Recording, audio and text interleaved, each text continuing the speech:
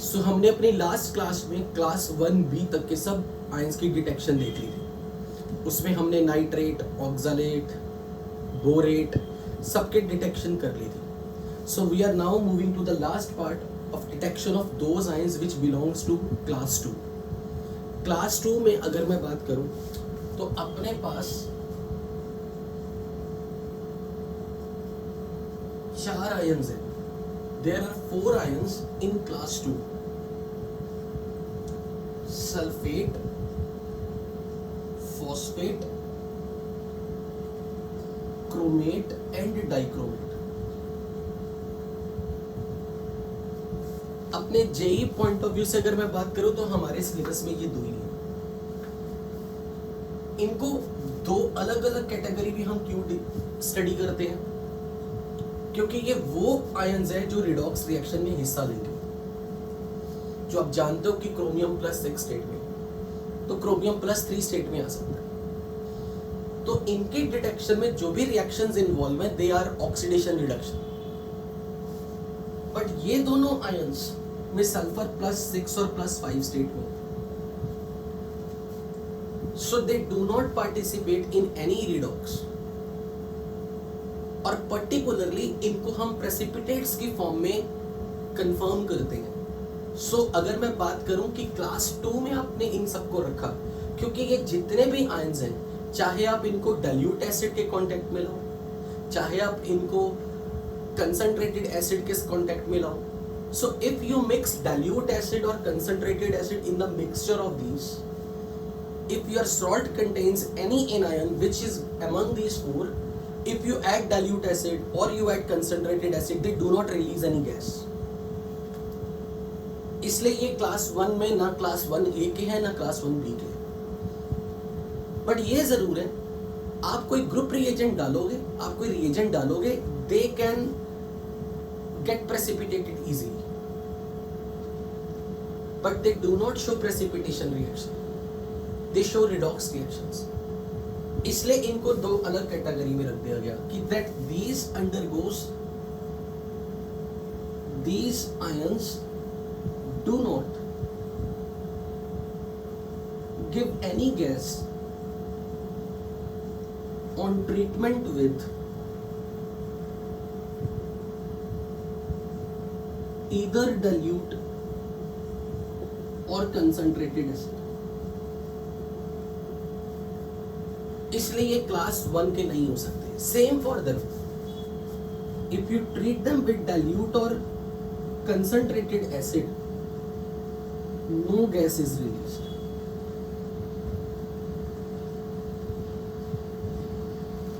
और अगर इनमें डिस्टिंक्शन करनी, they can be confirmed in form of insoluble precipitate. They participate in precipitation reaction. These ions participate in precipitation reactions.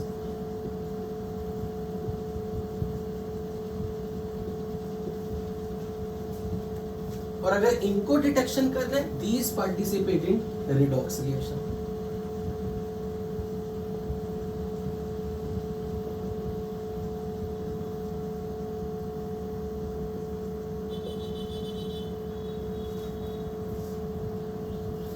So we are going to discuss about these 2, which are the part of our syllabus.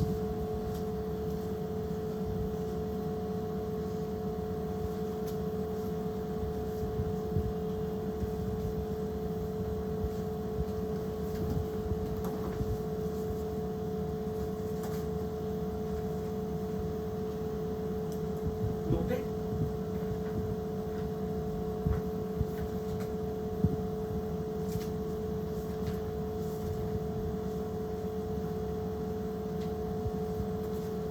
अब इनकी detection करने से पहले actual में आपको मैंने salt का anion दे दिया, अभी डिटेक्ट करो। आपने सीक्वेंस वही रखा, पहले उसमें डाइल्यूट एसिड डाला, कोई गैस रिलीज नहीं हुई, और अगर कोई गैस रिलीज नहीं हुई, आपने बोल दिया कि क्लास 1A का कोई भी एनायन नहीं है। Carbonate, sulphide, thiosulphate, sulphide, nitrite, they are not present. Acetate, they are not present. आपने कंसंट्रेटेड एसिड डाला, कंसंट्रेटेड एसिड डालने पर भी कोई गैस रिलीज नहीं होगी। तो आपने बोल दिया chloride, bromide, iodide, nitrate, oxalate, borate are absent. जब आपने इन अराउंड 10 एनाइंस को कंफर्म कर लिया कि वो नहीं है, बिकॉज कोई गैस रिलीज नहीं हो रही डाइल्यूट और कंसंट्रेटेड एसिड डालने पे सॉल्ट में, तब आप इसकी डिटेक्शन के लिए पहला स्टेप क्या उठाओगे, अब वो पहले सीखने लगे।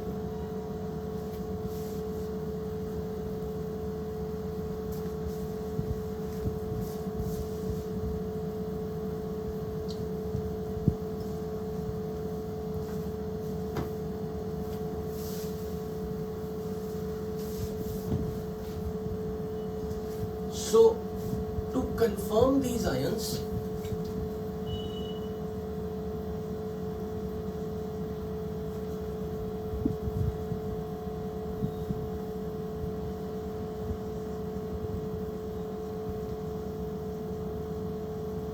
like sulfate or phosphate,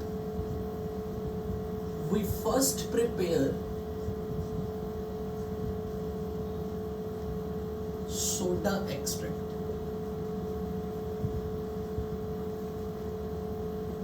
अब हमने ये वर्ड सीखा। एक्चुअल में हम लोग इनके डिटेक्शन करने के लिए क्या करना चाह रहे हैं, मेरा सॉल्ट है और मेरे सॉल्ट का एनायन सल्फेट या फॉस्फेट है, लेकिन वो पानी में घुल ही नहीं रहा। मैंने उसे डिस्टिल्ड वाटर में भी घुलने की कोशिश की, पर वो नहीं घुला। लेकिन जब तक वो डिसॉल्व नहीं होगा, जब तक वो सॉल्युबल नहीं हो जाता, मैं कोई कन्फर्मेटरी टेस्ट नहीं कर सकता।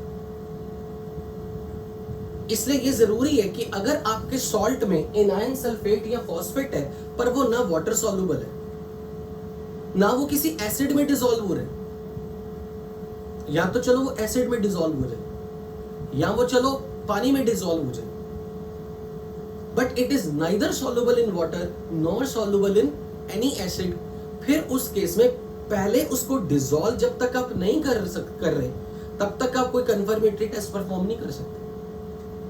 क्योंकि जब मैंने आपको पहले ही बोला कि इनकी कंफर्मेशन तभी होगी जब आप इनको प्रेसिपिटेट के फॉर्म में लेके आओगे। लेकिन ये प्रेसिपिटेशन रिएक्शन कंफर्मेटरी टेस्ट तब होती हैं जब आपके रिएक्टेंट्स सॉल्युबल है, क्योंकि आपने सॉल्युबल चीज में कुछ रिएजेंट डाला और पीपीटी बन गए, वो कंफर्मेटरी टेस्ट। बट ये तो सॉल्युबल ही नहीं हो रहे, तो इनको किसी तरीके से मुझे सॉल्युबलाइज करना है। मान लेते हैं for example I have cadmium phosphate, और हम सब जानते हैं, हमने solubility चार्ट में लिखा भी था, all phosphates are insoluble except sodium, potassium, rubidium and cesium। यानी कि अल्कली मेटल के कैटायंस के फॉस्फेट सॉल्युबल है, और अगर अल्कलाइन अर्थ मेटल के फॉस्फेट्स को सॉल्युबिलिटी देखनी है तो वो प्राइमरी फॉस्फेट की फॉर्म में सॉल्युबल होंगे। All these dihydrogen phosphates of alkaline earth metal are soluble.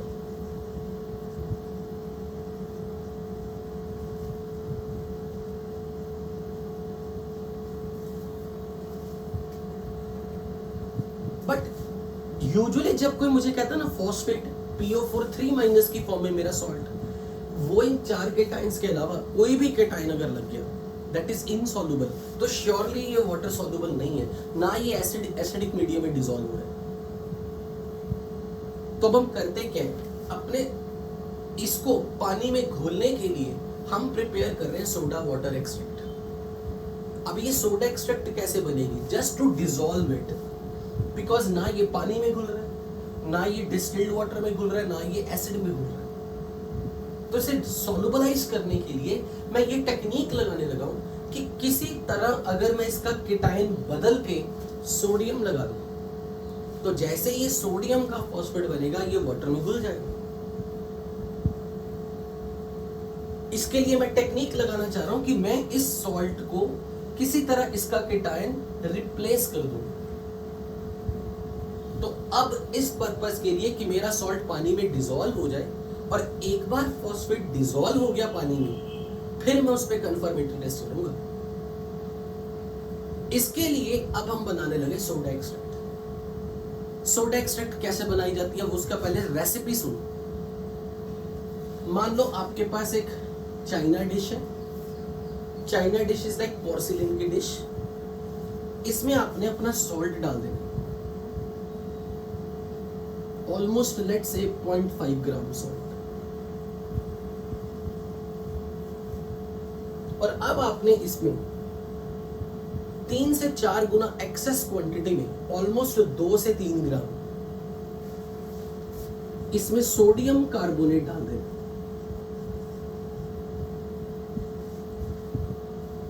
और अब डाल देना पानी, इसमें डाल देना डिस्टिल्ड वाटर। तो आपके पास 3 चीजों का मिक्सचर, मतलब आपके पास वाटर है, सॉल्ट है, जिस सॉल्ट का केटायन वाला फॉस्फेट या अगर कोई सल्फेट भी हो सकता है, पर ये इनसॉल्युबल है, ना ये एसिड में घुल रहा है ना पानी में घुल रहा है। तो आपने इस सॉल्ट को सोडियम कार्बोनेट के साथ पानी में डिस्टिल्ड वाटर में डाल के अच्छे से बॉयल करना है। You will heat it, you will boil it, you will keep on boiling this solution. जब आप इसकी बॉइलिंग कर रहे हो उस वक्त इनकी रिएक्शन चल रही है, और जब इनकी रिएक्शन होगी तो आप बताओ क्या लगता है आपको? जब इनकी रिएक्शन होगी ये क्या मिलके बनाएंगे? कैडमियम कार्बोनेट और सोडियम का फॉस्फेट। अब देखो, कैडमियम का फॉस्फेट तो पहले से इनसॉल्युबल था, लेकिन अब आपने इस फॉस्फेट के साथ जो केटायन है वो सोडियम का लगवा दिया, तो अब ये वाटर में सॉल्युबल हो गया। लेकिन जो कैडमियम था वो कार्बोनेट की फॉर्म में है, और कार्बोनेट की सॉल्युबिलिटी आपने क्या पढ़ी थी?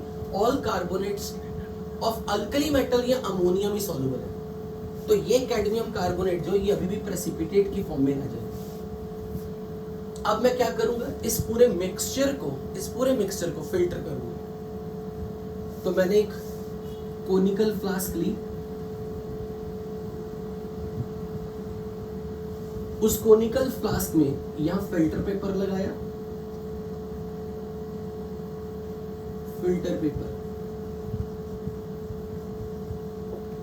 और नीचे एक रखा बीकर,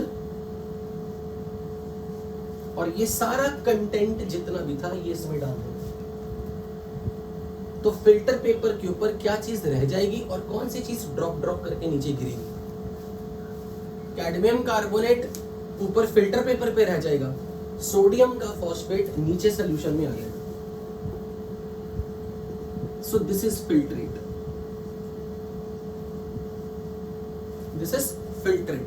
पर इस फिल्ट्रेट में अगर आप सोच रहे हो कि सोडियम फॉस्फेट आया सॉल्युबल फॉर्म में, तो आप गलत हो। ये अकेला नहीं आया, क्योंकि आपने ये एक्सेस में लिया था और ये पानी में सॉल्युबल है, इसलिए इस सॉल्यूशन में सोडियम कार्बोनेट भी आ चुका, क्योंकि आपने ये एक्सेस में लिया था। इसलिए कैडमियम कार्बोनेट तो फिल्टर पेपर पे रह गया रेसिड्यू की फॉर्म में। अब ये जो सॉल्यूशन बना है ना, this is called soda extract. तो सबसे पहले आपसे क्वेश्चन में ये पूछा जाता है कि सोडा एक्सट्रैक्ट क्यों बनाई जाती है? तो आपके पास रीजन होना चाहिए कि सोडा एक्सट्रैक्ट इसलिए बनाई जा रही है क्योंकि हमें जिस आयन का कंफर्मेटरी टेस्ट करना है वो आयन अगर पानी में डिसॉल्व नहीं हो रहा या फिर एसिड में डिसॉल्व नहीं हो रहा, हम उसके केटायन को रिप्लेस करना चाहते हैं सोडियम के केटायन से, ताकि ये वाटर में सॉल्युबल हो, और फिर इस सॉल्युबल सॉल्यूशन के साथ आप कंफर्मेटरी टेस्ट परफॉर्म करो। तो अब आपके सामने यहां पर मैं ये लिख रहा हूं कि why soda extract is made. Soda extract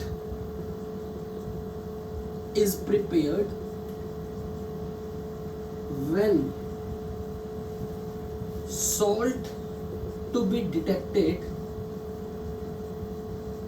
is water insoluble, is insoluble in water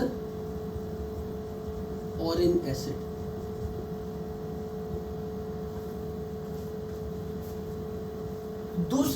दूसरा रीजन, एक और कंडीशन में सोडा एक्सट्रैक्ट बनाई जाती है।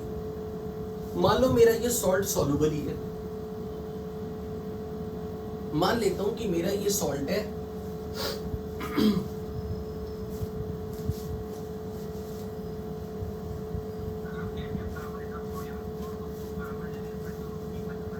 एक्चुअली नहीं, फिर नहीं बचेगा, पर प्रॉब्लम ये है कि ये जिद्दी है, ये इसलिए रिएक्ट नहीं कर रहा। रिएक्शन को परफॉर्म करने के लिए आपको ये ज्यादा लेना पड़ता है।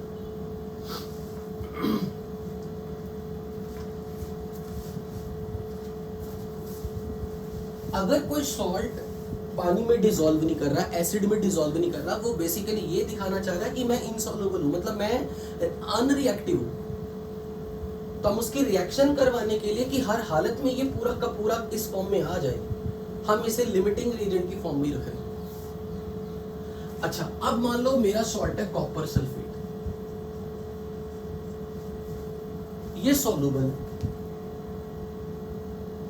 मान लो मैंने कोई रिएजेंट डाल के सल्फेट के पीपीटी लाने चाहिए, मैंने बाहर से कोई रिएजेंट डाला, मुझे लगा कि सल्फेट की पीपीटी बनेगी, बन गए कॉपर के पीपीटी और सल्फेट के भी पीपीटी।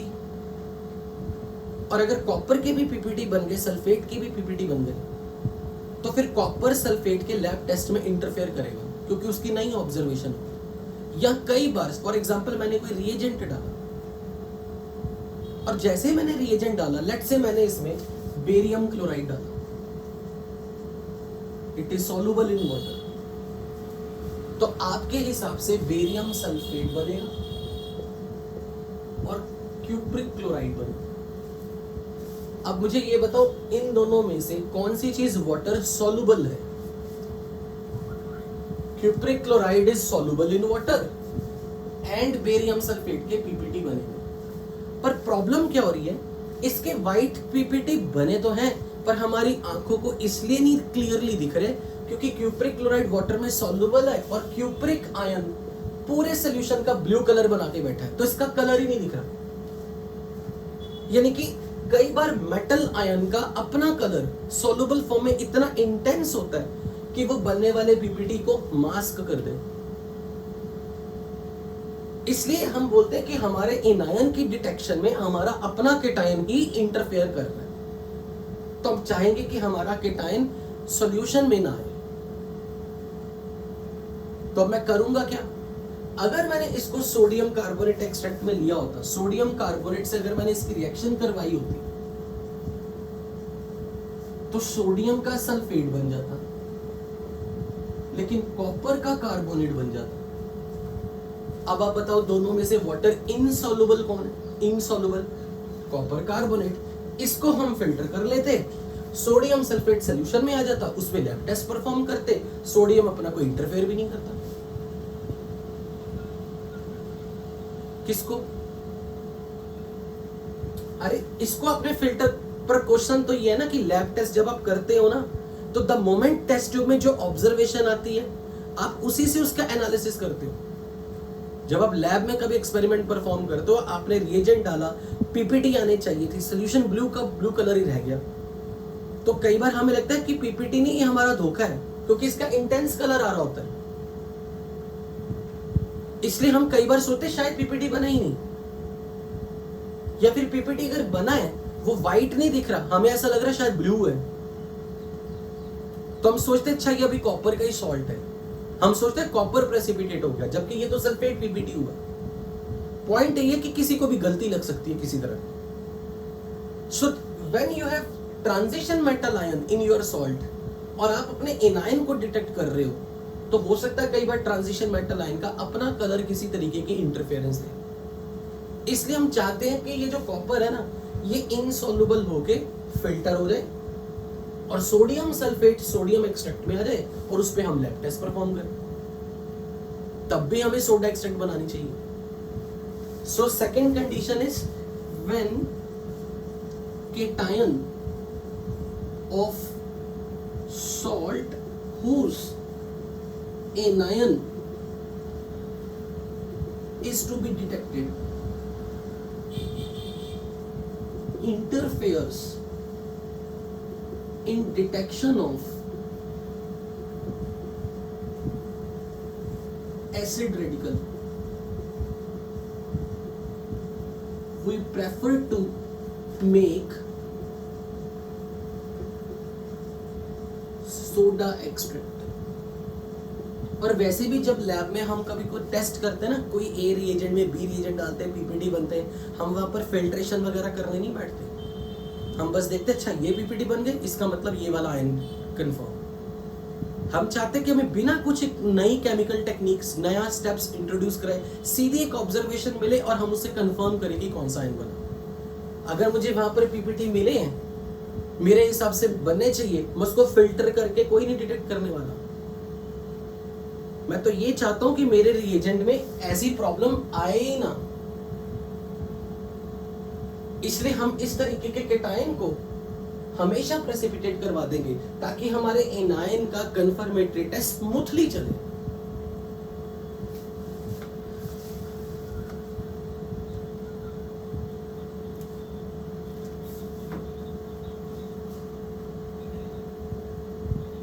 फिल्टर कर दिया आपने, अगर आपने फिल्टर कर भी दिया बेरियम सल्फेट को, पीछे सोल्यूशन में क्यूपिक क्लोराइड है, थोड़ा बहुत नाम मात्र ही सही, बेरियम सल्फेट तो कुछ डिसॉल्व्ड फॉर्म में भी रहेगा, बहुत थोड़ा बहुत। पर अगर आपने फिल्टर कर भी दिया, फिल्टर के साथ अच्छा आपने इसको फिल्टर कर दिया, कंफर्म कैसे करोगे कि ये सल्फेट है?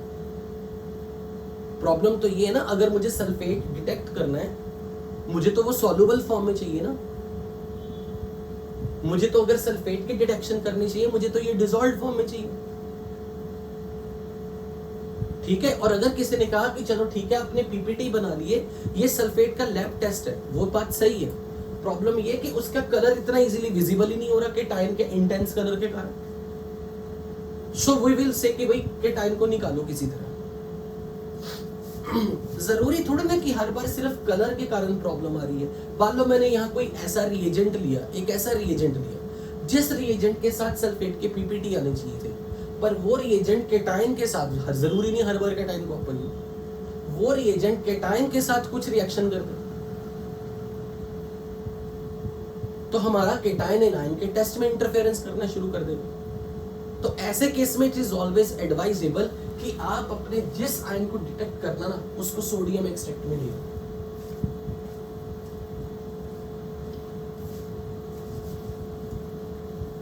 अब सोडियम एक्सट्रैक्ट यूज सीधी डायरेक्टली नहीं करते। मान लो अब आपने ये सोचा कि भी सोडियम एक्सट्रैक्ट आ गई है, अब हम इसमें फॉस्फेट का लैब टेस्ट परफॉर्म कर देते हैं। नहीं, क्योंकि कार्बोनेट बैठा वो भी इंटरफेयर करेगा, इसलिए हमें सोडियम कार्बोनेट को निकालना है सोल्यूशन में। इसे निकालना है तो मुझे ये बताओ सोडियम कार्बोनेट की नेचर कैसी है, एसिडिक या basic? This is alkali metal carbonates, basic. और अगर मैंने सीधा यहां पे कोई रिएजेंट डाला जो ये सोचो कि फॉस्फेट के साथ लैब टेस्ट परफॉर्म कर दे, तो हो सकता है मेरे आने वाले रिएजेंट के साथ कार्बोनेट के पीपीटी बन जाए। या फिर ये भी हो सकता है क्योंकि सोडियम कार्बोनेट की नेचर है बेसिक, तो इस सॉल्यूशन की पीएच 7 से ज्यादा है, तो इस सॉल्यूशन में OH- आयन भी है हिडन फॉर्म में। और हो सकता है मैंने कोई रिएजेंट डाला जो इसके साथ पीपीटी बनाए और हम चाहते हैं इसकी कंफर्मेशन हो, पर वो एक्चुअली पीपीटी इसके नहीं बने, हाइड्रोक्साइड्स के पीपीटी बन गए। इसलिए अगर मैंने सीधा रिएजेंट डाल के सोचा कि भाई इसको पीपीटी आउट कर लेता हूं, तो क्या पता वो पीपीटी कार्बोनेट के बने, और क्या पता जो मेरा मेटल आयन है वो सॉल्यूशन के अंदर जो OH- ज्यादा हो चुका है इसकी बेसिक नेचर के कारण, उसके साथ हाइड्रोक्साइड बना के कुछ पीपीटी बना दे। इसलिए इस सॉल्यूशन की पीएच को 7 बनाना, हमें न्यूट्रलाइज करना। So to neutralise this we add acid from outside. हम बाहर से एसिड डालेंगे ताकि ये न्यूट्रलाइज हो। So direct soda extract is not used to perform confirmatory test.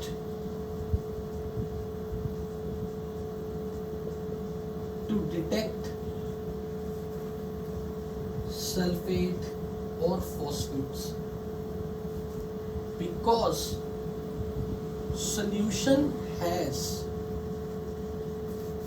carbonate ion in excess in dissolved form, as well as nature of solution is basic because of carbonate gets hydrolyzed.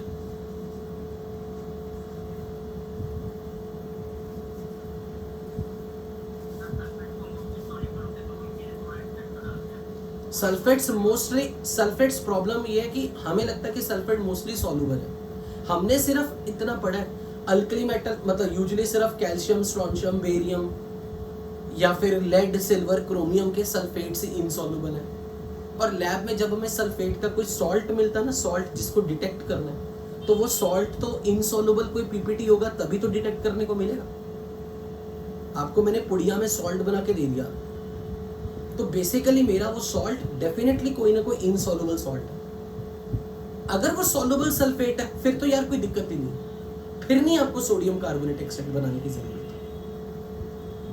तो इसलिए तभी problem आएगी अगर मान लो मैंने आपको sulphate ऐसा दे दिया जिसका केटायन कोई ऐसा जो इनसॉल्युबल सल्फेट है, तब आपको ये प्रॉब्लम आएगी। खासकर फॉस्फेट्स में तो ये दिक्कत हमेशा ही आएगी। सो जैसे कि तुमने कहा कि सर सल्फेट्स तो मोस्टली सॉल्युबल है, yes. If your sulfate, if the salt which is given to you, which is has to be detected और उसका एनाइन सल्फेट और आपने उसको पानी में डाल के देखा घुल गया, फिर तो बहुत अच्छी बात है, फिर जरूरत ही नहीं।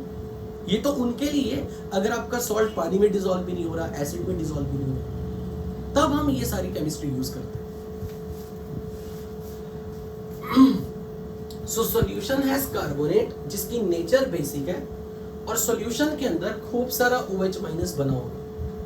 तो अगर मैंने डायरेक्ट कोई रिएजेंट डाला तो हो सकता है मेरे रिएजेंट का केटायन हाइड्रोक्साइड्स के पीपीटी बना ले या वो कार्बोनेट के साथ पीपीटी बना ले। So to avoid any interference caused by that can be caused by carbonates in detection of desired ion, solution has to be neutralized.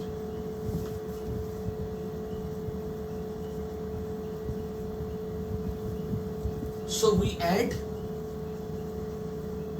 acid. We add acid to neutralize sodium extract, soda extract.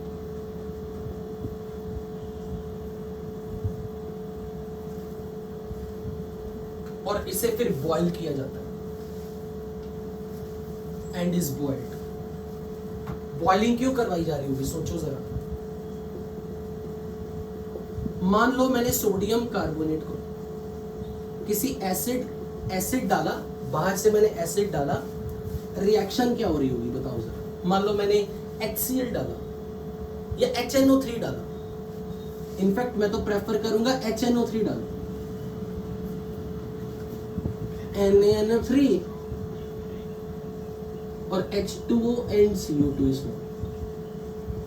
तो हम carbon dioxide को बाहर निकालने के लिए solution में किसी भी तरह का कार्बोनेट ना रह जाए, हम CO2 को बॉयल ऑफ करेंगे, मतलब इस सोल्यूशन में से निकल जाए, ताकि रिएक्शन जब फॉरवर्ड जाएगी सारे का सारा कार्बोनेट हमारा सोल्यूशन में न्यूट्रलाइज हो ही चुका है। तो हम जब नाइट्रिक एसिड डाल रहे हैं, हम ये चाह रहे हैं कि अंदर जो भी सॉल्ट आ जाए सोल्यूशन के अंदर वो सॉल्युबल फॉर्म में ही हो, पीपीटी ना बने। मैं HCl भी डाल सकता था तो सोल्यूशन में NaCl बन जाएगा।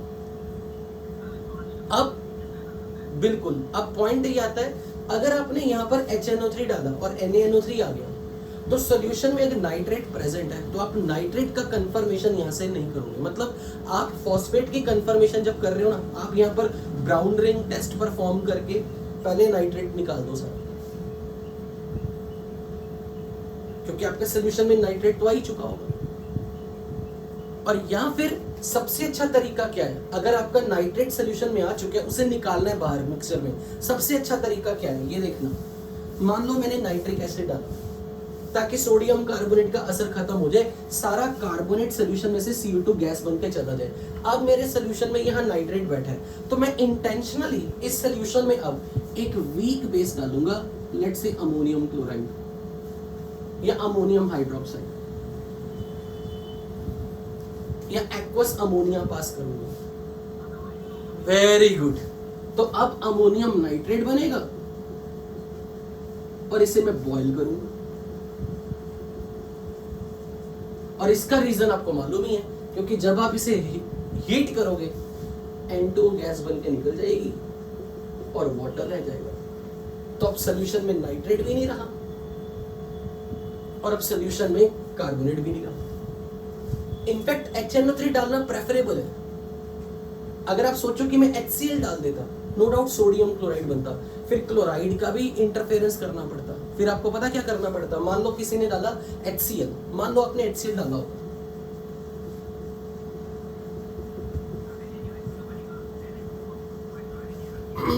कौन सी रिएक्शन से, पर ये ध्यान रखो ना कि ये जितना भी है अमोनियम हाइड्रोक्साइड ये वीक बेस है। अगर ये वीक बेस है तो इस सोल्यूशन में OH माइनस तो कभी भी एक्सेस में नहीं आ सकता, इसीलिए तो हमने सोडियम हाइड्रोक्साइड नहीं लिया, ठीक है, क्योंकि ये तो वीक बेस है, वीक बेस की डिसोसिएशन तो पार्शियली होगी, इसलिए OH माइनस की एक्सेस कंसंट्रेशन को कोई खतरा भी नहीं। और मान लो किसी ने कहा कि सर हम HCl से न्यूट्रलाइजेशन कर देते हैं, तो आपने ये काम कर दिया, आपने HCl डाल के से न्यूट्रलाइज किया, CO2 तो चलो आपने बॉईल करके निकाल दिया, पर क्वेश्चन है कि अब क्लोराइड आ गया, तो आपको क्लोराइड को सॉल्यूशन में से निकालना पड़ेगा। कोई तरीका है?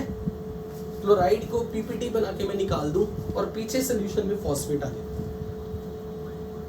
मैं क्रोमाइल क्लोराइड के चक्करों में नहीं डाल, मैं जितने ज्यादा केमिकल मिक्सचर में डालूंगा उतना खतरा बढ़ेगा। कोई सिंपल सा टेस्ट बताओ कि क्लोराइड को मैं PPT बना के निकाल दूं।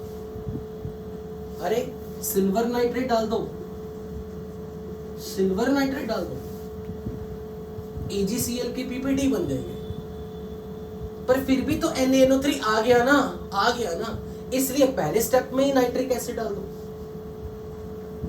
ये रीजन है कि हम हमेशा नाइट्रिक एसिड से इसको एसिडिफाई करना प्रेफर करते हैं, क्योंकि अगर किसी ने सोचा कि मैं सर HCl डाल के न्यूट्रलाइजेशन कर देता हूं, मैं कहूंगा कर ले, पर तेरा NaCl आ चुका है, अब क्लोराइड को सॉल्यूशन में से निकाल, AgNO3 डाल के AgCl को PPT बना के निकाल ले, पर लास्ट में तो नाइट्रेट तब भी आएगा। इसलिए उसे निकालने के लिए आपको एक्वस अमोनिया डालनी पड़ेगी या अमोनिया गैस पास करनी पड़ेगी सोल्यूशन में से, ताकि अमोनियम नाइट्रेट बन के फिर बॉयल ऑफ करो और निकल जाए। और अमोनिया यूज करने का, एक्वस अमोनिया यूज करने का एक और फायदा है, अमोनिया गैस इजीली बॉयल करके मिक्सर में से निकल भी जाएगी, क्योंकि अगर मैंने सोडियम हाइड्रोक्साइड रखा होता तो आपको पता है सोल्यूशन में फिर NaOH रह ही जाता कुछ ना कुछ। So idea is, so what is the step is, आपको सोडा कार्बोनेट एक्सट्रैक्ट यूज करने से पहले सॉल्यूशन में एसिड डालना पड़ता है। एसिड डाल के आप सारे का सारा कार्बोनेट सॉल्यूशन में से निकालोगे CO2 की फॉर्म में, और बनने वाले नाइट्रेट को हटाने के लिए you will pass aqueous ammonia. Aqueous ammonia डाल के साथ में बॉईल करो, बॉईल ऑफ, ताकि सारा नाइट्रोजन N2O बन के निकल जाए। हाँ जी, करने कर जरूरत ही नहीं ना, ये तो गैस बन के निकल ही जाएगी। मतलब पॉइंट ये आ रहा है, क्वेश्चन ये हमें तो फॉस्फेट डिटेक्ट करना है। और वैसे भी जब आप यहाँ पर सोडियम कार्बोनेट डाल के HCl वगैरह डालते हो, हम सोल्यूशन में कार्बोनेट तो ऑलमोस्ट खत्म कर चुके हैं, और रहा सवाल अगर थोड़ा बहुत नाइट्रेट बचा भी रह गया, हम लैब टेस्ट कोई ऐसे रिएजेंट के साथ करेंगे जिसमें नाइट्रेट इंटरफेयर ही ना करे, हम अपना रिएजेंट ही कुछ ऐसा चुन लेंगे। और वैसे भी मैंने आपको बोला ना कि मुझे फॉस्फेट को पीपीटी बना के निकालना है। नाइट्रेट के तो पीपीटी वैसे भी नहीं बनने वाले, नाइट्रेट वैसे भी नहीं इंटरफेयर करने वाला, बिल्कुल वो तो सॉल्युबल ही होगा। अरे क्योंकि जब मैंने कोई रिएजेंट डालना है वो रिएजेंट डालूंगा जो फॉस्फेट को पीपीटी बना दे और हमारा कंफर्मेटरी टेस्ट कर दे। पर मेरे रिएजेंट ने अगर NaNO3 से रिएक्ट कर भी लिया तो NO3 तो हमेशा सॉल्यूशन में सॉल्युबल है, मुझे किस चीज की चिंता फिर। इसीलिए नाइट्रिक एसिड डालना इज ऑलवेज प्रेफरेबल। बट ये जरूर है कि आप जब नाइट्रिक एसिड डाल रहे हो, क्योंकि स्ट्रॉन्ग एसिड डाल रहे हो, हम इसकी पीएच को न्यूट्रलाइज करना चाह रहे थे, तो हम उसको पीएच को मेंटेन करने के लिए प्रिकॉशनरी से वीक बेस डाल के बॉइलिंग वगैरह कर देते हैं ताकि फाइनली पीएच 7 तक लिए। I hope this scheme is clear. ये सारा स्टेप, ये प्रोसीजर क्लियर है सबको? कोई डाउट किसी को? ओके, फाइनली इतनी मेहनत करने के बाद आपको मिलेगा क्या? इस मिक्सचर में से आपने ये सारी मेहनत क्यों की थी? आपने सोडा कार्बोनेट एक्सट्रैक्ट में ये सारा स्टेप, ये सारा काम क्यों करवाया था? हमें कार्बोनेट निकालना था। अब सॉल्यूशन में सोडियम फॉस्फेट बचा है, यानी कि वो सॉल्ट बचा है जिसके एनायन का डिटेक्शन करना है। अब आप इस पे कंफर्मेटरी टेस्ट करो। सेम स्टोरी फॉर सल्फेट, कि अगर आपका कोई ऐसा सल्फेट है, स्टार्टिंग में आपके पास कोई ऐसा सल्फेट मिल गया, लेट से मैंने आपको ऐसा दे दिया सल्फेट, मैंने आपको लेट से कैडमियम सल्फेट ही दे दिया, इट इज क्रोमियम सल्फेट दे दिया, it is insoluble in water, insoluble in dilute acid. तो ऑब्वियसली अब आपको सोडा कार्बोनेट एक्सट्रैक्ट बना के सल्फेट निकालना पड़ेगा। और क्रोमियम की प्रॉपर्टी आने वाले टाइम में आप ये पढ़ोगे, अगर मैं इसको सोडा कार्बोनेट एक्सट्रैक्ट में निकाल रहा हूं तो ये सल्फेट तो मेरा Na2SO4 बन जाएगा, क्रोमियम प्रेसिपिटेट हो गया। अब सोडियम सल्फेट के साथ सोडियम कार्बोनेट बनेगा, फिर से आप पहले एसिडिफिकेशन करोगे ताकि सोडियम कार्बोनेट निकल जाए, प्रिकॉशनरी से एक एक्वस अमोनिया डालोगे ताकि बचे कुचे नाइट्रेट का भी कोई इंटरफेरेंस ना आए, वैसे तो वैसे भी नहीं आने वाला। तो प्रिकॉशनरी से एक आपने इसमें एसिड डालना है, फिर थोड़ा सा वीक बेस डाल के बॉयल करना है। फाइनली आपके पास जो भी इनसॉल्युबल सल्फेट है वो सोडियम सल्फेट की फॉर्म में सॉल्युबल फॉर्म में मिलेगा, उस पे आप कंफर्मेटरी टेस्ट करोगे। Is that point clear to everybody?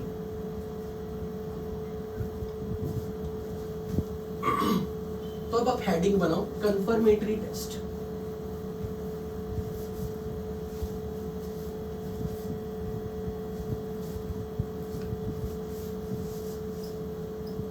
Confirmatory test of sulphate.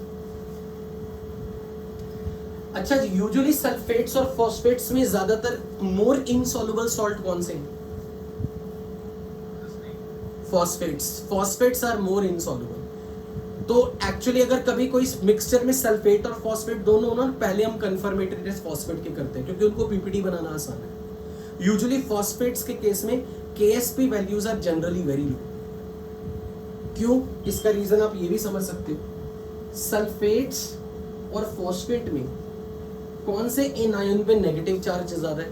Phosphate. इसकी पोलराइजेबिलिटी ज्यादा है, तो फॉस्फेट के कारण आपके सॉल्ट में कोवेलेंट कैरेक्टर ज्यादा आएगा। कोवेलेंट कैरेक्टर ज्यादा आने से वो वाटर में expected to be less soluble. इसलिए generally phosphates are very much insoluble as compared to sulphates. Confirmatory test of sulphates.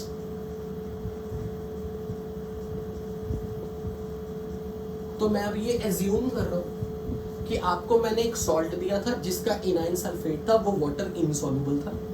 आपने सोडा कार्बोनेट एक्सट्रैक्ट लिया, तो आपको अगर मैंने सपोज क्वेश्चन में एल्यूमिनियम सल्फेट दिया होता, suppose it would have been given to us, तो आपने एल्यूमिनियम को हटाने के लिए सोडा कार्बोनेट एक्सट्रैक्ट बनाई,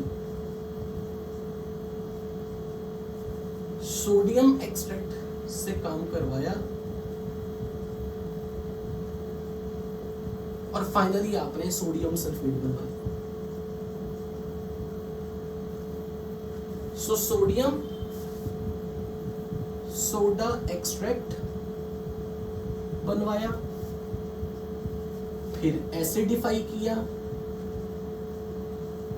फिर आपने weak base ammonium aqueous ammonia डाल के सारा प्रोसीजर फॉलो करवाया, बॉयल ऑफ किया,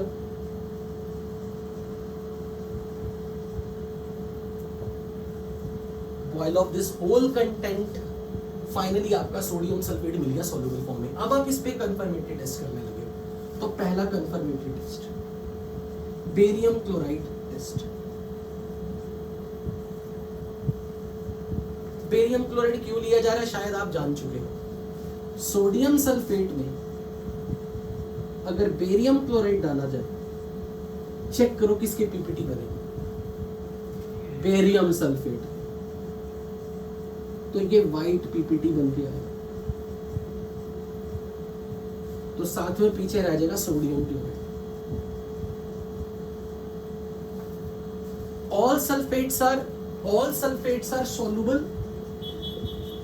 all sulfates are soluble except calcium, strontium, barium, silver, chromium and lead। तो अगर मैंने इस बेरियम क्लोराइड की बजाय सिल्वर नाइट्रेट डाला होता, क्या पीपीटी मिलते? इसी सॉल्युबल सल्फेट में सिल्वर नाइट्रेट अगर डाला, this is soluble, this is soluble, क्या कोई प्रेसिपिटेट्स मिलते? सिल्वर सल्फेट के, Ag2SO4 के व्हाइट पीपीटी मिलेंगे। और इनके जो पीपीटीज हैं white PPT, they are neither soluble in dilute HCl, they are not soluble in dilute acid, dilute HCl, dilute H2SO4, dilute HNO3 में ये डिसॉल्व नहीं होता। अगर ये कभी डिसॉल्व होंगे तो कंसंट्रेटेड H2SO4 में, वो भी पार्शली, थोड़े बहुत। These are only soluble in concentrated H2SO4। अगर मैंने यही यहाँ पे लेड एसीटेट डाला होता, lead acetate test, all acetates are soluble except silver 1 and mercury 1, mercury 2 and BFA, basic ferric acetate, यानी कि ये acetate of lead is soluble। तो अगर मेरे पास सोडियम सल्फेट में लेड एसीटेट अगर डाला तो PbSO4 के व्हाइट पीपीटी मिलेगी और साथ में sodium acid.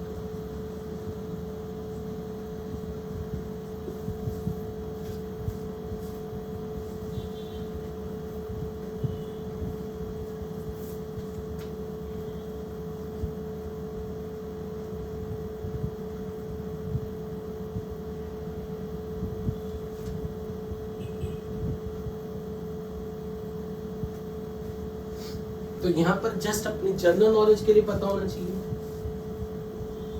Barium sulphate PPT are only soluble in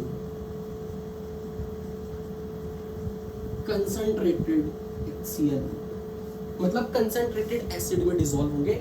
dilute HCl, dilute nitric acid में डिसॉल्व नहीं करते। Concentrated HCl, concentrated nitric acid में डिसॉल्व कर देंगे।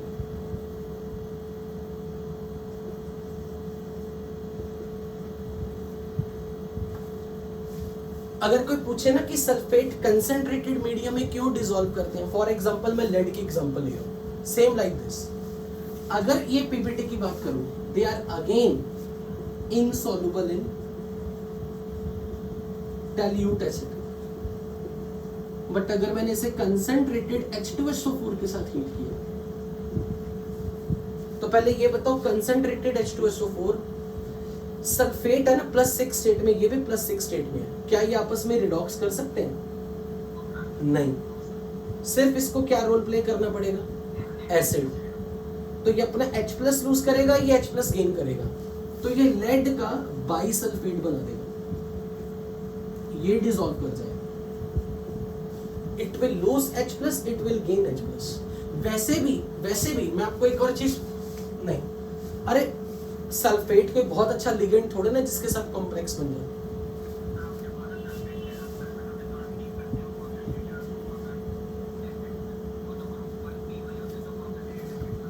तो मैं कौन सा ये कह रहा हूँ कि बहुत अच्छी सॉल्युबिलिटी, इंक्रीज्ड है सॉल्युबिलिटी। कुछ सल्फेट तो कंसंट्रेट एसिड में पार्शियली सॉल्युबल होते हैं, क्लियर सॉल्यूशन टाइप की सिचुएशन तो कभी भी नहीं मिलती। इसलिए ये जस्ट एक हिंट होता है। वैसे भी लेड के सॉल्ट्स बॉइलिंग वाटर में डिसॉल्व करते थे, ये तो बॉइलिंग वाटर में भी डिसॉल्व नहीं कर रहा, ये कंसंट्रेटेड एसिड में बॉयल करने पे डिसॉल्व कर रहा था। रीजन इज कि जो सल्फेट्स हैं, अगर मैं इसको बाइसल्फेट बना दूं, ये थोड़ा बहुत सॉल्युबल हो जाएगा। जैसे आप लोगों ने ये पढ़ा था, कार्बोनेट्स को अगर मैं बाइकार्बोनेट बना दूं तो ये सॉल्यूशन में रहेगा। सल्फाइड्स भले ही सॉल्युबल अगर किसी का ना हो, but bisulphides are generally soluble. ये केमिस्ट्री चल रही है बेसिकली। तो हम ये कोशिश कर रहे हैं कि अगर हमारा एनायन किसी तरह से सॉल्युबल नहीं हो रहा पानी में, तो हम उसको अगर H पकड़ा दे तो शायद ये हाइड्रोजन बॉन्डिंग कर ले। सो बेसिकली हम सल्फेट्स को बाइसल्फेट बना के कुछ हद तक सॉल्युबलाइज कर सकते हैं, but that is not a something indication. अगर हमारा ये वाइट पीपीटी बन गए, हमारा वो कंफर्मेटरी टेस्ट है। कई बार ऐसी लैंग्वेज क्वेश्चन में लिखी आ जाती है, तो आपको पता होना चाहिए कि वो लैंग्वेज क्यों लिखी है, कि भाई कंसंट्रेटेड एसिड में वही पीपीटी डिसॉल्व करना शुरू कर गया। क्यों कर गया? क्योंकि वो बाइसल्फेट बन रहा है और कुछ नहीं हो रहा उसमें, कोई रिडॉक्स रिएक्शन वगैरह कुछ नहीं हो रही। अब इसका जो सबसे इंपॉर्टेंट टेस्ट है, same story with silver sulphate है। सल्फेट्स के जो पीपीटी है वो डाइल्यूट एसिड्स में डिसॉल्व नहीं करेंगे, so it is insoluble in dilute mineral acid, dilute HCl में नहीं डिसॉल्व करेगा। Okay, so now the confirmatory test जो बहुत सही इसका टेस्ट जो मेन टेस्ट माना जाता है, मैटस्टिक टेस्ट।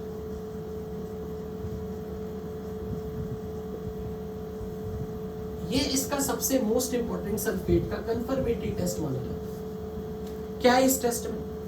मान लो आपके पास सोडियम सल्फेट, सोडा एक्सट्रैक्ट से आपने अपने सल्फेट को वाटर में डिसॉल्व कर लिया, इस पे आप कंफर्मेटरी टेस्ट परफॉर्म कर रहे हो। इसमें आपने सबसे पहले डालना स्टेप 1 बेरियम क्लोराइड रिएजेंट। तो क्या बनेगा बताओ? बेरियम सल्फेट, पीपीटी और सोडियम क्लोराइड। इन प्रेसिपिटेट्स को फिल्टर करो। फिल्टर, आपके पास बेरियम सल्फेट आ जाए। अब जो बेरियम सल्फेट है, इसमें क्या किया जाता है? सोडियम कार्बोनेट डाल दो। स्टेप नंबर 2, सोडियम कार्बोनेट डाल के BaCO3 बन जाएगा और ये बन गया सोडियम सल्फेट। आप सोचोगे सब सोडियम सल्फेट पहले से था, दोबारा क्यों बनाया? एक्चुअल में आपने क्या किया हुआ है, देखो स्टेप 1 में मैंने आपको दिया था एल्यूमिनियम का कोई सल्फेट, वो वाटर इनसॉल्युबल था। आपने उसको सोडा एक्सट्रैक्ट बना के सारा सोडियम सल्फेट बनाया। अब उसके ऊपर आपने ये सारे टेस्ट कर लिए, उसी वाटर सोडा एक्सट्रैक्ट का थोड़ा सा पार्ट लेके उसमें ये चीजें कर रहे हो आप। आपने अपने सोडा एक्सट्रैक्ट में, क्योंकि सोडा एक्सट्रैक्ट से ये सारे टेस्ट कर रहे थे, उसी सोडा एक्सट्रैक्ट का थोड़ा सा पार्ट लिया और उसमें बेरियम क्लोराइड डाल के इसके पीपीटी बनाए। सोडियम कार्बोनेट डाल के सारा बेरियम को कार्बोनेट फॉर्म में लिया, ये सेपरेट कर दिया, क्योंकि ये आपने प्रीलिमिनरली बोल दिया, ये तो आपने पहला टेस्ट भी किया ही था। यहां तक आपके पीपीटी आगे सेम ये, इसी से आगे आप कंटिन्यू कर रहे हो। तो बेसिकली सपोज मेरे पास बेरियम सल्फेट से मैंने सोडियम सल्फेट डाला, एक्चुअल में मैंने क्या करना है, जैसे बेरियम सल्फेट की पीपीटी आई ना मेरे पास, मैंने उसको सोडियम कार्बोनेट के साथ मैच स्टिक पे लगाना है, माचिस की तीली पे। तो बेरियम सल्फेट और सोडियम कार्बोनेट की जो रिएक्शन हो रही है, ये ऐसे हो रही है, इसके पीपीटी को मैंने सोडियम कार्बोनेट के पाउडर में माचिस की तीली पे, ये मैच स्टिक है, और इन दोनों का मिक्सचर है। मिक्सचर, उस मिक्सचर में मैंने इस सॉल्ट को लिया, मतलब इस पूरे मिक्सचर को सेमी सॉलिड पेस्ट है, गीली गीली टाइप की पेस्ट, वो लगा दी इस स्टिक पे। अब इस स्टिक को सोडियम कार्बोनेट पाउडर में डाला, तो यहां पर सोडियम कार्बोनेट पाउडर लग गया। यहां पर टेस्ट ऐसे परफॉर्म हो रहा है। सोडा वाटर एक्सट्रैक्ट में जब मैंने बेरियम क्लोराइड डाला, मेरे पास BSO4 के पीपीटी आ गए। अब BSO4 के जो पीपीटी आ गए ना, जिसके साथ भी है, मुझे इससे कोई मतलब नहीं, ये एक सेमी सॉलिड पेस्ट है जिसमें ये घुला हुआ है, ये फिल्टर, ये पीपीटी की फॉर्म में। माचिस की तीली पर मैंने बेरियम सल्फेट के पीपीटी को यहां पर स्टिक करवा दिया। अब मैंने इसको सोडियम कार्बोनेट के पाउडर के साथ टच कराया, तो यहां सोडियम कार्बोनेट लगा हुआ है थोड़ा सा। समझ लो गीली गीली माचिस की तीली के ऊपर कुछ ना कुछ पाउडर की फॉर्म में चिपक गया।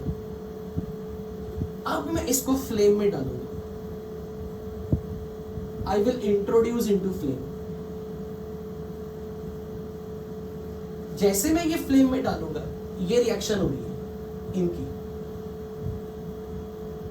इनकी रिएक्शन फ्लेम में डालने पे हो रही है और सोडियम सल्फेट बन रहा है। पर क्योंकि मैंने माचिस की तीली ली हुई है, माचिस की तीली में बेसिकली अपने पास यहाँ पर जो फ्लेम है, फ्लेम के अंदर रिड्यूसिंग फ्लेम अगर मैं यूज करूं तो यहाँ कार्बन के अनबर्न्ड पार्टिकल्स हैं। तो वो जो कार्बन के अनबर्न्ड पार्टिकल है, वो सोडियम सल्फेट में कार्बन रिड्यूस हो जाएगा। मतलब carbon will act as a reducing agent for this.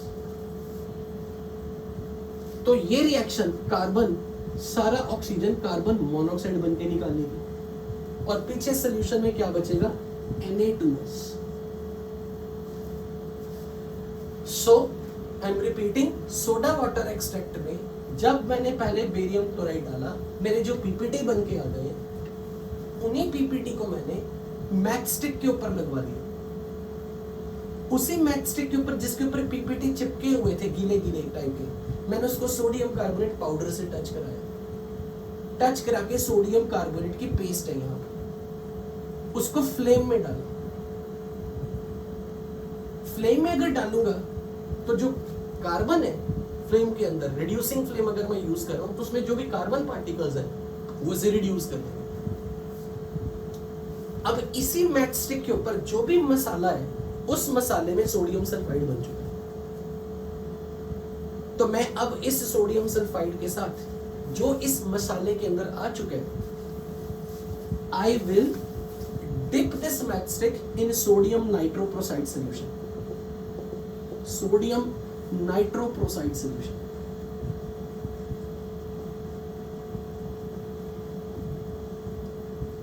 मैंने इस मैच स्टिक को यहां लगा दिया।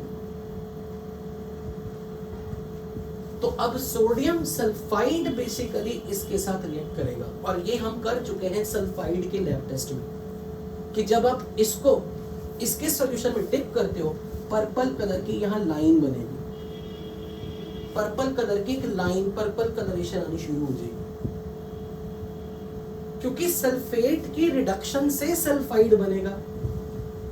इसीलिए सल्फाइड से हम उसका साइड सोडियम नाइट्रोप्रोसाइड के साथ कंफर्मेटरी टेस्ट ले रहे हैं। सो इनडायरेक्टली सल्फाइड की मदद ली जा रही है, पर वो सल्फाइड बनाया कैसे?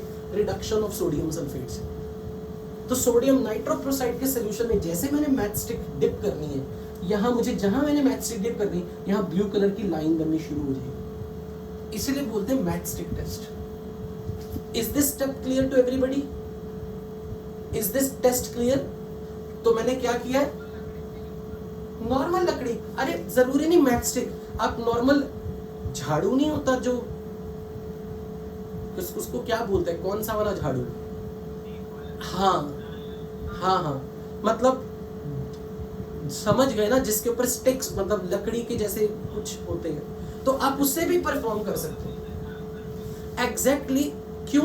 क्योंकि जब आप लकड़ी भी ले रहे हो ना, वो भी, उसमें भी कार्बन है। तो बेसिकली अगर मैं लकड़ी, सिंपल लकड़ी के टुकड़े पे ये पेस्ट लगा दूं, ये वाली पेस्ट, इस पेस्ट पे, कौन सी पेस्ट? इसकी बात कर रहा हूं। अगर मैंने इसको नॉर्मल लकड़ी की पतली सी छाल के ऊपर भी रख दिया और इसे बर्न कर दिया, तो लकड़ी की छाल में कोक है, कार्बन है, तो वो भी इसके साथ काम कर देगा। जरूरी नहीं कि फ्लेम रिड्यूसिंग फ्लेम ही लेनी है। मैं अगर नॉर्मल फ्लेम भी ले रहा हूँ, लेकिन मेरी जो लकड़ी की जो छाल होगी उसमें कार्बन जो है वो भी इसे रिड्यूस कर देगा। तो टारगेट है कि सल्फाइड बने। ये अब सोडियम नाइट्रोप्रोसाइड के साथ पर्पल कलर की ऑब्जर्वेशन देगा, और वो क्यों देगा वो आप जानते हो। Na2S जब Na2FeCN5 NO के साथ रिएक्ट करता है तो आप सब जानते हो यहाँ NO की स्टेट में है, NO is present as NO+1, और ये सल्फाइड आयन NO प्लस और सल्फाइड आयन मिलके लिगेंड बनाएंगे NOS नेगेटिव। तो जब इसकी रिएक्शन होगी इसके साथ तो बनेगा क्या, Na4 direct Na4 FeCN5 NOS, इसके पर्पल कलर बनेगा।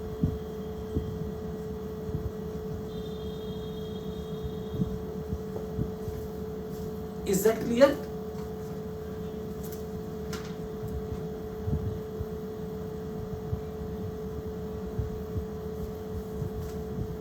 किसमें क्या क्या क्या? हाँ, तब भी आप उसको प्रेजेंट साथ में जला दो, क्योंकि जब लकड़ी जलेगी वो कार्बन तो बनाएगी, और वो कार्बन सोडियम सल्फेट के साथ जब कांटेक्ट में हुआ, क्योंकि हमने लकड़ी के टुकड़े पे ही इस मसाले को टिका दिया। जैसे इस मिक्सचर को लकड़ी के टुकड़े पे बन गया हुआ, आप उसी लकड़ी के टुकड़े को फ्लेम में डाल दो, लकड़ी का टुकड़ा जलेगा, कार्बन बनेगा, कार्बन बनेगा, वो सल्फेट को रिड्यूस कर देगा, रिड्यूस करेगा, आगे सोडियम नाइट्रोप्रोसाइड में वही लकड़ी का टुकड़ा डाल दो। लकड़ी का टुकड़ा मतलब समझ गए ना, पतली सी छाल, stick type, match stick type.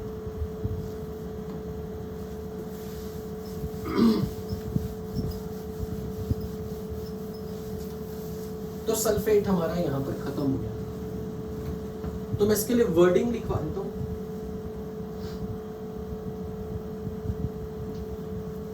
तो ये व्हाइट पीपीटी आ चुके हैं, जिससे हमारा टेस्ट आगे मैथ्स टेस्ट शुरू हुआ है।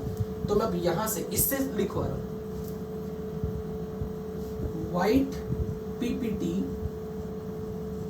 Of barium sulphate plus sodium carbonate solid. Solid का मतलब इसे घोला नहीं है, जस्ट सोडियम कार्बोनेट के पाउडर में हमने ये मसाला, ये मैचस्टिक के ऊपर लगी हुई इस पेस्ट को सॉलिड सोडियम कार्बोनेट पाउडर के साथ टच करवा दिया, ये टिक चुका है यहां। अब मैं इसको बर्न करूंगा फ्लेम में, and apply this paste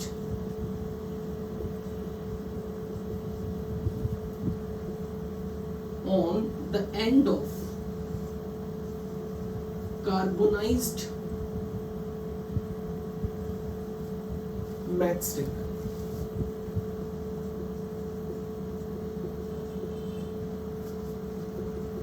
Put it in reducing flame.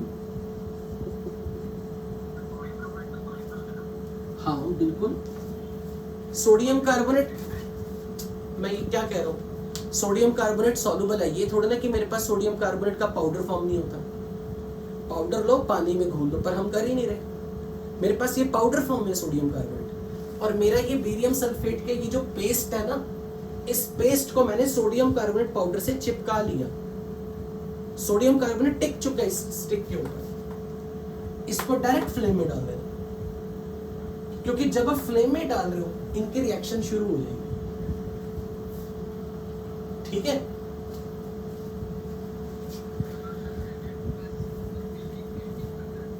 हाँ बिल्कुल। ये एक्चुअली क्या हो रहा है, आपके पास यहां तक सब कुछ जो है ना वो पेस्ट की फॉर्म में ही है। यहाँ सोडियम सल्फाइड क्योंकि सॉल्युबल होता है यूजुअली, बट यहां पर जो भी बन रहा है वो गीला गीला है, पार्शियली मेल्टेड टाइप की चीज, उसी सेमी सॉलिड टाइप की चीज को आप सोडियम नाइट्रोप्रोसाइड में डाल रहे हो।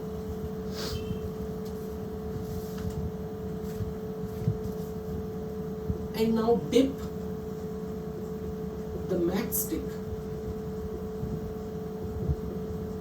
in sodium nitroprusside.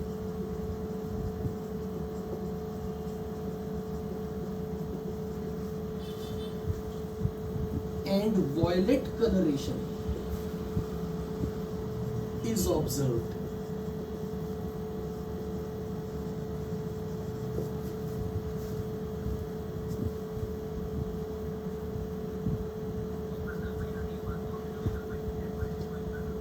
कोई भी कर सकते हैं, और सल्फाइड का भी सबसे अच्छा कंफर्मेटरी टेस्ट तो यही था। तो यहाँ पे हमारे सल्फेट्स के भी सारे कंफर्मेटरी टेस्ट ओवर हो गए। वॉयलेट पर्पल एक ही चीज है, मतलब एक जैसी शेड ही होती है।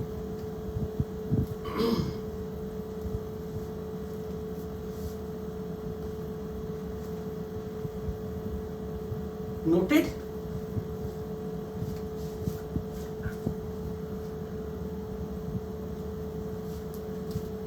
अब आ जाओ उस घड़ी पे जिसका हमें इंतजार था, चैप्टर खत्म होने वाला। लास्ट हेडिंग बनाओ टेस्ट ऑफ फॉस्फेट। मात्र इसके 2-3 टेस्ट हैं, हमारा चैप्टर विल बी ओवर। पर मैं इसका जो एक वीडियो जरूर शेयर करूंगा, वो देखना जरूर, मैथ्स टेस्ट कैसे परफॉर्म होता है। Definitely I will share its video.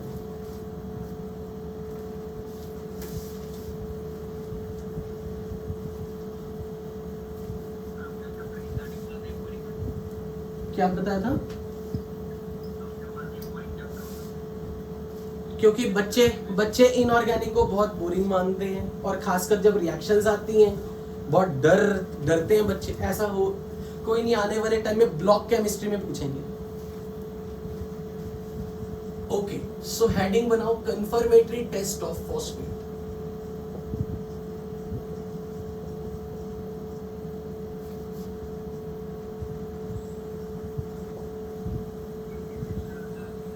बिल्कुल, इनऑर्गेनिक पढ़ाना सबसे टफ है, और खासकर एक ऐसी ऑडियंस को जिसको केमिस्ट्री ही सबसे नहीं पसंद होती। Physics maths because very logical होते हैं, वहां टीचर को प्रूव नहीं करना पड़ता कुछ। केमिस्ट्री पढ़ाने वाले को हर चीज प्रूव करनी पड़ती है। देखो ऐसा होता है, जैसे फॉर एग्जांपल एसएसटी के टाइम पे कुछ लोग ज्योग्राफी बहुत इंटरेस्ट से पढ़ा लेते हैं, बच्चों का इंटरेस्ट तब भी नहीं बन पाता। पर करें क्या, करना तो है ही है ना, कुछ भी करके। बिल्कुल आती है। इसीलिए मैं वीडियो यूजुअली देख रहा हूँ कि जो particular test of particular ion का टेस्ट जिसको आंखों से ऑब्जर्वेशन करने से एक फील है, चलो उसका एक वीडियो से डालो। तो आज मैं इसका फॉस्फेट का भी एक लैब टेस्ट और ये मैथस्टिक वाले टेस्ट, इसका वीडियो डालूंगा टेलीग्राम ग्रुप में, देखना जरूर। लिटरली आपको लगेगा यार बहुत सही फील है। फॉस्फेट्स में quick revision, all phosphates are soluble except sodium, potassium, rubidium and cesium, यानी कि अल्कली मेटल के phosphate except lithium phosphates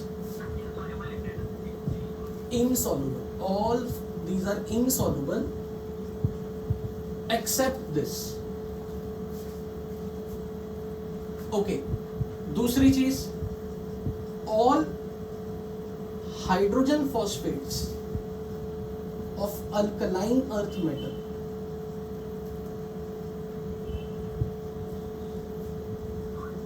soluble.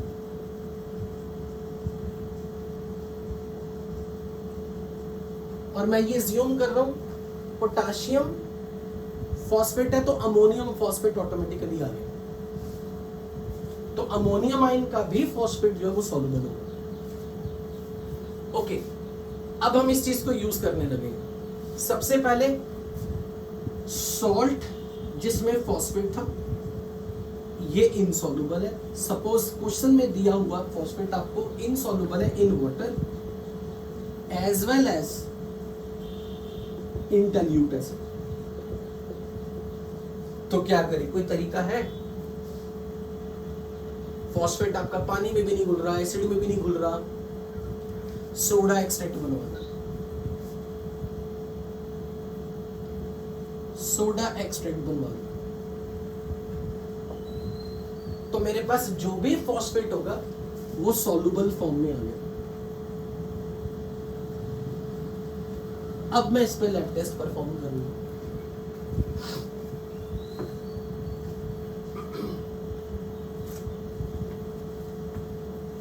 So first is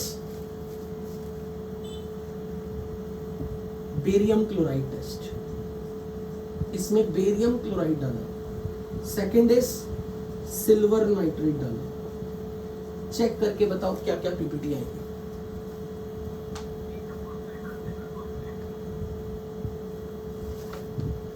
so once you will react them, ये बनाएगा बेरियम फॉस्फेट।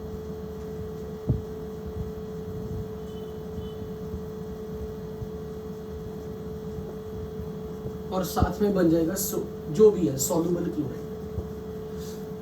अब यहां पे आपसे क्वेश्चन पूछा जाएगा कि अगर मैं बेरियम फॉस्फेट है,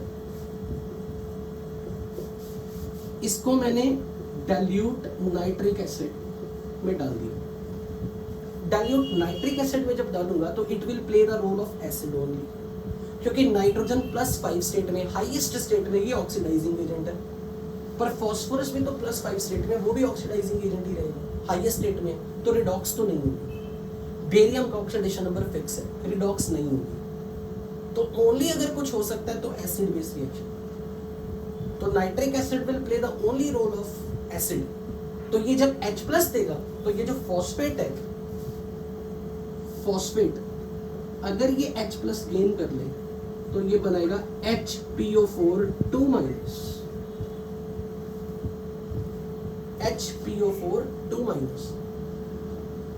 और अगर मैं इसके इतने इक्विवेलेंट डाल दूं कि ये H2PO4- बना दे, और वो भी बेरियम के साथ, तो फिर तो ये वाली स्टोरी आ गई, प्रेसिपिटेट डिसॉल्व कर जाएंगे। तो वही पीपीटी जो है वो इस फॉर्म में बेरियम के साथ ही डिसॉल्व हो जाएगा। So these precipitates are soluble in dilute HCl और dilute nitric acid acidic medium में डिसॉल्व होंगे। पर ये ध्यान में रखना है क्योंकि अल्कलाइन अर्थ मेटल के डाइहाइड्रोजन फॉस्फेट्स आर सॉल्युबल, इसीलिए मीडियम एसिडिक रखा जा रहा है और H+ का सोर्स है कोई भी एसिड। सो एसिड डाल के हम फॉस्फेट को डाइहाइड्रोजन फॉस्फेट में कन्वर्ट कर रहे हैं, क्योंकि dihydrogen phosphate of alkaline earth metal जो है वो सॉल्युबल है। So precipitates dissolve.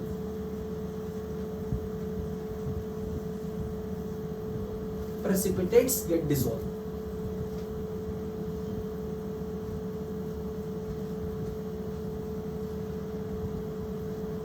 अब यहां पर चेक करो क्या बनेगा। फॉस्फेट के साथ सिल्वर के, silver phosphate, this is yellow precipitates. अब मैं आपसे पूछ रहा हूं, मैंने इन प्रेसिपिटेट्स को अमोनिया में डाला, प्रेसिपिटेट डिसॉल्व करेगा या नहीं? बिल्कुल कॉम्प्लेक्स बनेगा, सिल्वर का कॉम्प्लेक्स बनेगा।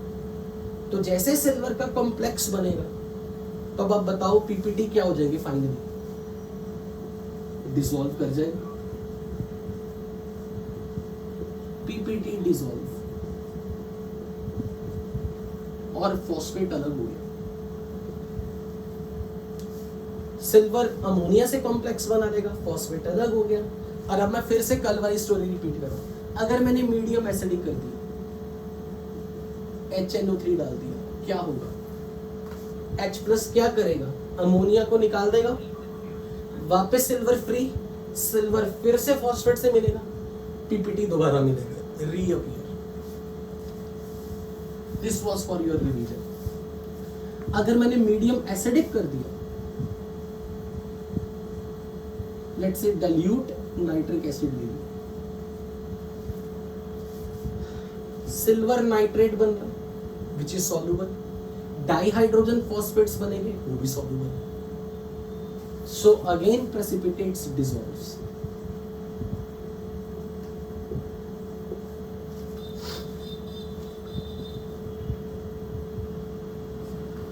So these precipitates are soluble in acidic medium as well as in basic medium, क्योंकि फॉस्फेट जब H+ लेगा वो फिर से डाइहाइड्रोजन फॉस्फेट्स बना देगा। वो यूजुअली फिर से डाइहाइड्रोजन फॉस्फेट्स तो मोस्टली सॉल्युबल है, सिल्वर सेपरेट हो जाएगा क्योंकि सिल्वर नाइट्रेट बना रहा हूं, silver nitrate nitrates are soluble. Okay, अब इसका जो मोस्ट इंपॉर्टेंट टेस्ट है, मोस्ट इंपॉर्टेंट टेस्ट,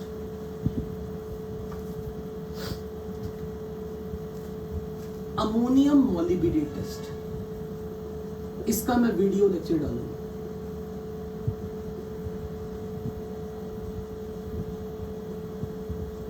ये इसका सबसे ज्यादा इंपॉर्टेंट कंफर्मेटरी टेस्ट है, पर्टिकुलरली फॉर जेईई एडवांस। और मैं ये मानता हूं इस पर जब भी कभी क्वेश्चन आएगा ना, वो मोल कंसेप्ट का क्वेश्चन बना देंगे। और वो तभी कर पाओगे जब आपको ये रिएक्शन पता होगी। और मैं इसके एग्जांपल क्लास में दूंगा कि ऐसा पिछले सालों में जेईई एडवांस में पूछा गया। उन्होंने क्वालिटेटिव एनालिसिस के क्वेश्चन को मोल कंसेप्ट की फॉर्म में, न्यूमेरिकल की फॉर्म में पूछा, जबकि आप उस क्वेश्चन को पीओएसी लगा के कर सकते थे। बट बच्चों को लगा अच्छा इनऑर्गेनिक का लैब टेस्ट है, छोड़ा है। तो ये गलती आपने नहीं करनी। अगर कभी भी उन्होंने कोई ऐसा क्वेश्चन पूछा जो मोल कंसेप्ट की फॉर्म में न्यूमेरिकल में आ जाए, और लेकिन क्वालिटेटिव एनालिसिस बीच में पूरा क्वेश्चंस की लैंग्वेज ऐसी दी जाए कि बच्चे को लगे ये तो क्वालिटेटिव एनालिसिस का क्वेश्चन है, आपको बस पीओएसी आनी चाहिए बस। अगर वो आती है काम खत्म। घबराना नहीं कि इनऑर्गेनिक का क्वेश्चन है, क्वालिटेटिव एनालिसिस से छोड़ के हटना। वो ऐसा क्वेश्चन होगा जिससे आप अपने कॉम्पिटिटर को बहुत पीछे कर रहे हो। पहले ये टेस्ट समझ लेते हैं क्या।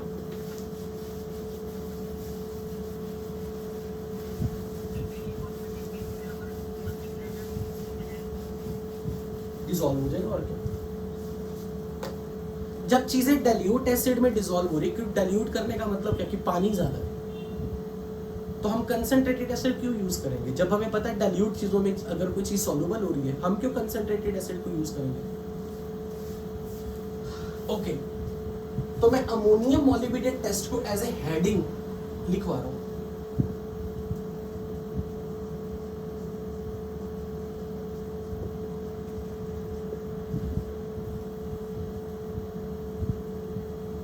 And it is only for phosphate. और मैं वैसे भी बता दूं, जिस तरीके से हमने ये चैप्टर किया है ना कॉपीज में, और आपके मन में जितना भी इमेज हो कि इस चैप्टर को लेके कि लाइक पता नहीं किस तरह के लंबे लंबे स्केरिंग क्वेश्चंस आएंगे, आप देख लेना क्वेश्चन लड्डू रेज़ टू पावर लड्डू आएगा, ये मैं श्योर हूं। सिंपल क्वेश्चंस आएंगे अगर आया, जैसे for example sodium nitroprusside test is used to detect which ion, ammonium chromyl chloride test is used to detect for which ion. कोई रिएक्शन नहीं पूछी, सीधा सिंगल मतलब टेस्ट का नाम और वो टेस्ट कौन से आयन के लिए है।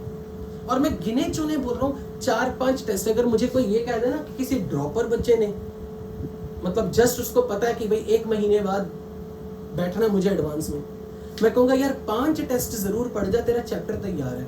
Chromyl chloride, sodium nitroprusside, brown ring test, 3 मैं हमेशा बोल रहा था, आज से बोलूंगा मैक्सटिक टेस्ट और अमोनियम मॉलिबिडेट टेस्ट। ये 5 टेस्ट भी कर गए, आप एटलीस्ट ब्लेसिंग दोगे यार, यार सर ने पूरे चैप्टर को 5 चीजों में बता दिया और उसी से रिलेटेड क्वेश्चन। और दूसरा, आपको ये पता हो कौन सी गैस कौन सी स्मेल। इसके अलावा पूरे चैप्टर में कुछ भी नहीं है, लिटरली कुछ भी नहीं है। मैं श्योर हूं जब बच्चा क्वेश्चन देखता ना जेईई मेंस में, 90% बच्चे यही सोचते हैं जेईई मेंस या एडवांस में जब भी इसका क्वेश्चन आता है वो कहते हैं काश पढ़ जाते, फ्री का था।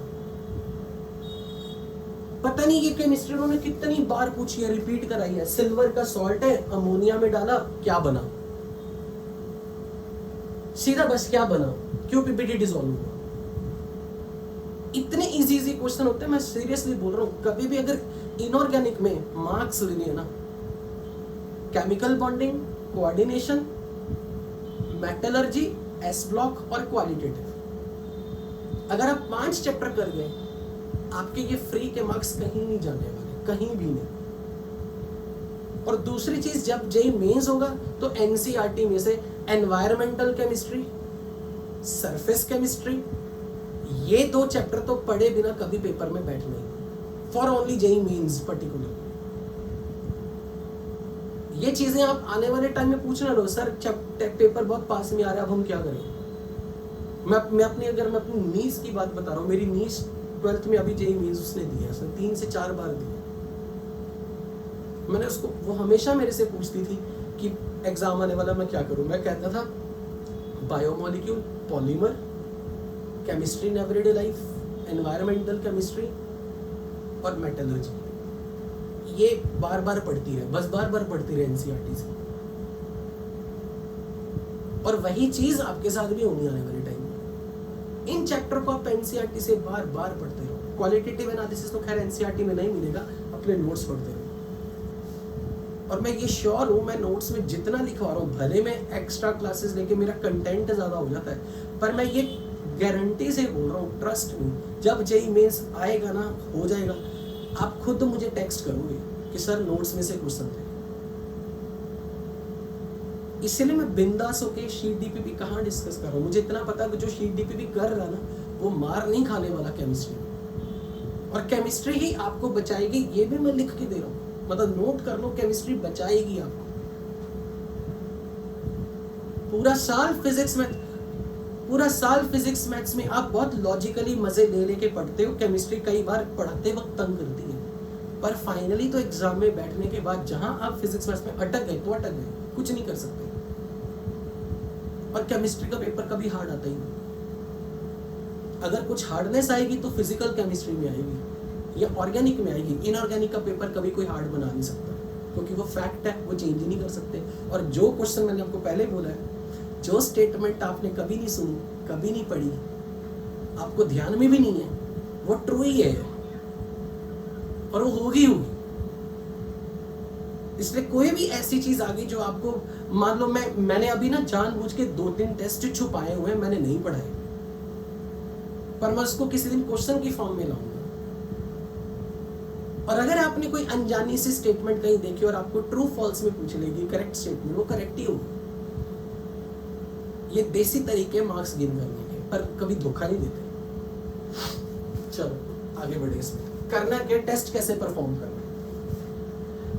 आपको एक फॉस्फेट मिल गया, आपने इस फॉस्फेट को सोडा एक्सट्रैक्ट बना के डिसॉल्व कर लिया।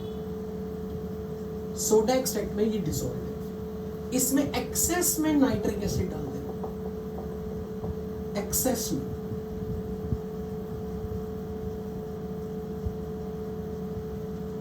अब इसमें अमोनियम मॉलिब्डेट डालना। अमोनियम मॉलिब्डेट का फॉर्मूला इज दिस।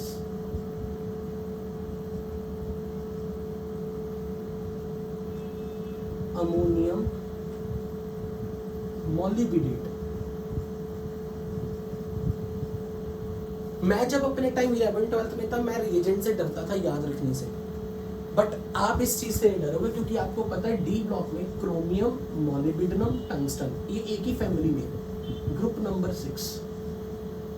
क्या आप में से कोई ऐसा है जिसको क्रोमेट का फॉर्मूला पता हो? Chromate CrO4 2-।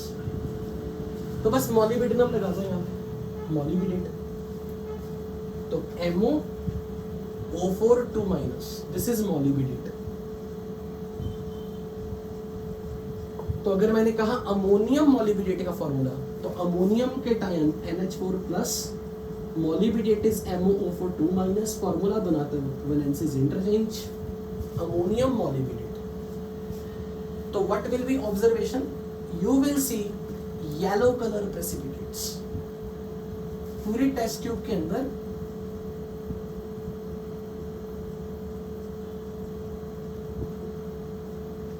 Canary yellow precipitates. मैं हमेशा से येलो प्रेसिपिटेट से याद रखता हूं, पर ये वर्ड हर बार आपको मिलेगा, कैनेरी। अगर किसी ने कोई केमिस्ट्री से हेट करता हूं ना, मैं उसको ये बोला हूं कैनरा बैंक के नाम से याद रख ले। अगर किसी क्वेश्चन में कहीं भी लिखा आ गया ना canary yellow precipitates, Canara bank से याद रख लो, फाइनली आपका आंसर फॉस्फेट ही होगा। कई बार वो आपको फॉस्फेट डायरेक्ट नहीं देगा लैब टेस्ट में, वो आपको 4 चॉइसेस में ना ऐसे दे देता है। वो ऐसे बोलता है सम आयन, कोई आयन जिसको नाइट्रिक एसिड में डाला, अमोनियम मॉलिब्डेट डाला, कैनेरी येलो प्रेसिपिटेट आए, कौन सा आयन पॉसिबल है, वो ऑप्शन में ऐसे दे देगा। Let's say bromide, chloride, sulphate, di hydrogen phosphate, वो डायरेक्ट नहीं देगा, फॉस्फेट ही है, आपको PO4 से मतलब है बस। फ्री के मार्क्स होते हैं इसमें, बस आपने कैनरा बैंक नहीं भूलना। Canary yellow precipitates of phosphates are observed. इसके पीछे की केमिस्ट्री जरूर हम समझने वाले, वो केमिस्ट्री प्योर एडवांस का क्वेश्चन में बनेगी। अगर जेई मेंस में से क्वेश्चन आया, कोई रिएक्शन नहीं पूछने वाला आपसे, आपको बस इतना पता होना चाहिए फॉस्फेट से कैनेरी येलो प्रेसिपिटेट्स दिखेंगे। ये पेक्यूलियर टेस्ट है ओनली फॉस्फेट का। अब वो फॉस्फेट किसी भी फॉर्म में हो, वो चाहे डाई हाइड्रोजन फॉस्फेट हो, मोनोहाइड्रोजन मतलब HPO4 2- हो, कोई भी हो, PO4 होना चाहिए। अब इसमें होता क्या है?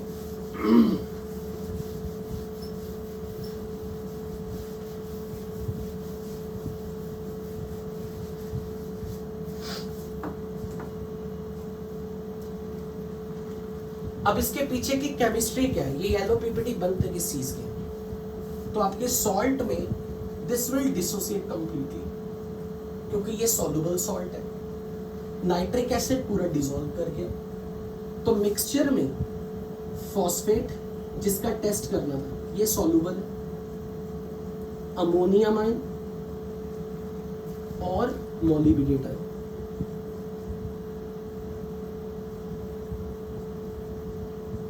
और एसिडिक मीडियम, क्योंकि आपने नाइट्रिक एसिड यूज किया, तो ये मिलके जो प्रोडक्ट बनेगा अमोनियम फॉस्फो मोलिबिडेट,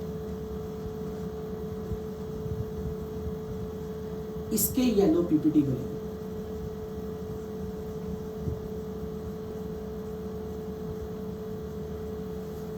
अमोनियम फॉस्फो मोलिबिडेट, जिसको डराने के लिए कैसे लिखा जाता है? आप मुझे ये बताओ, ये किसका फॉर्मूला? Ammonium phosphate. अब जरा देखना, मैं अगर फॉस्फेट के चारों ऑक्सीजन मोलिब्डेनम ऑक्साइड से बना रिप्लेस कर दूं, NO3O10 मैंने PO4 में सारे ऑक्सीजन हटा के इससे रिप्लेस कर दिया। ये अमोनियम फॉस्फोमोलिबिडेट है, इसके येलो पीपीटी मिलते हैं।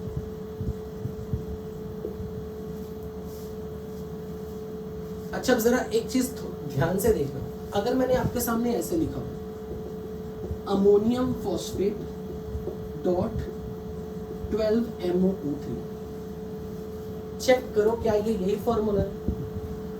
फॉस्फोरस तो एक ही है, फॉस्फोरस एक ही है, मोलिब्डेनम देखो कितने, 12, ऑक्सीजन गिनो 40, तो यहां देखो 12 3 36 एंड 4 40। अमोनियम फॉस्फेट के साथ MOO3 लगेगा, इसको डोडेका मोलिब्डेनम फॉस्फेट वगैरह भी ऐसे करके भी कुछ नाम रखा जाता है, पर वो बेसिकली ये कॉम्प्लेक्स है, मतलब this complicated molecule is form जिसके येलो प्रेसिपिटेट्स हैं। आपने ऐसे ध्यान में रखना कि हमने फॉस्फेट लेना है, ये फॉस्फेट है, तो इसका ऑक्सीजन रिप्लेस करके MO3O10 है, चारों ऑक्सीजन रिप्लेस करके, तो इसके येलो कलर की पीपीटी मिलेंगे, जो आपको या तो ऐसे दिखाए होंगे या ऐसे दिखाए होंगे, one and the same thing.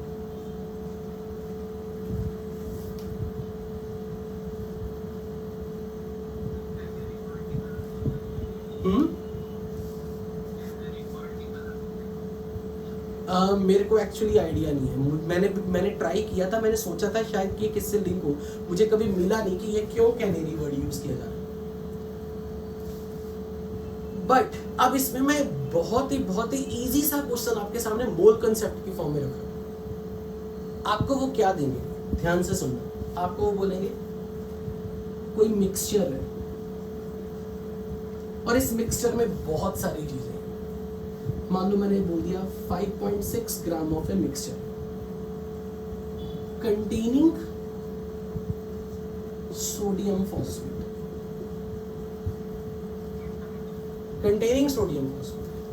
is treated with concentrated nitric acid and ammonium molybdenate.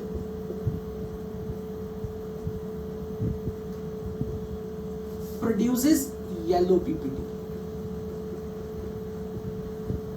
और उसे येलो पीपीटी का मास दे देंगे, लेट से 2.3 ग्राम, मैं रैंडम दे रहा हूं। अब वो आपसे पूछेंगे बताओ इसके अंदर इसकी क्वांटिटी कितनी, उस मिक्सचर में सोडियम फॉस्फेट कितना। आपको इतना तो पता नहीं है फॉस्फोरस का एक ही एटम है, और पूरे रिएक्शन में देखो जितना भी फॉस्फोरस आपके पास आया, रिएक्टेंट में फॉस्फोरस का एक एटम है, फॉस्फेट में every phosphate has one atom of phosphorus. यहां भी तो फॉस्फोरस का एक एटम है, तो सीधा पीओसी लगानी है। जितने मोल एटम फॉस्फोरस के यहां हैं उतने मोल एटम यहां।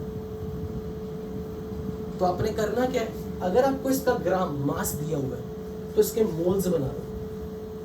इसका मॉलिक्यूलर मास क्वेश्चन में मिलेगा, तो आपने इसके मोल्स बना लेने हैं, divide by molecular mass of this ghosty compound, भूतिया टाइप।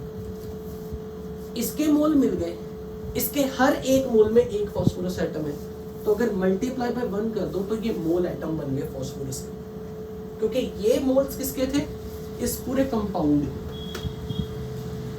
इस कंपाउंड के एक मोल में एक मोल फॉस्फोरस एटम है, तो अगर मैं मल्टीप्लाई बाय 1 कर दूं तो ये मोल एटम ऑफ फॉस्फोरस आ गया। तो जितने मोल एटम फॉस्फोरस के इस कंपाउंड में है उतने मोल एटम फॉस्फोरस के यहां होंगे। तो मैं ये मान लूंगा कि मेरे मिक्सचर में 5.6 ग्राम में से x ग्राम सोडियम फॉस्फेट है। तो x ग्राम सोडियम फॉस्फेट अगर है तो इसका मॉलिक्यूलर मास मैं निकाल सकता हूं 69 + 31 + 61। ये इसके मोल है। इसके मोल में भी, इसके भी एक मोल में एक फॉस्फोरस मोल एटम है, तो अगर मैं इंटू 1 कर दूं तो ये किसके मोल एटम बन गए, फॉस्फोरस के मोल एटम। ये किसके मोल थे, इस कंपाउंड के। Multiply by atomicity, mole atom of phosphorus. इसका मास क्वेश्चन में दिया रहेगा, इसके मॉलिक्यूलर मास से डिवाइड करके आपको इसके मोल मिल गए, किसके, इस पूरे कंपाउंड के। इनटू एटॉमिसिटी कर दो तो ये मोल एटम्स आ गए फॉस्फोरस के, and mole atoms are conserve. Equate कर दो, x निकाल लो, तो आपको पूरे मिक्सचर में इसका मास मिल जाए। और अब सवाल पूछा होगा बताओ percentage by mass of Na3PO4, तो क्या करोगे। अगर आपको इस पूरे मिक्सचर में Na3PO4 का मास मिल गया तो Na3PO4 की परसेंटेज कैसे बताओगे, x by 5.6 × 100। करना कुछ भी नहीं है, पूरी केमिस्ट्री में कहीं उन्होंने आपसे ये ऐसा कंपाउंड का फॉर्मूला रेडीमेड देके आपसे उन्होंने बस डराया होगा क्वालिटेटिव एनालिसिस की फॉर्म में, जबकि कुछ भी नहीं, मोल कंसेप्ट है सारा।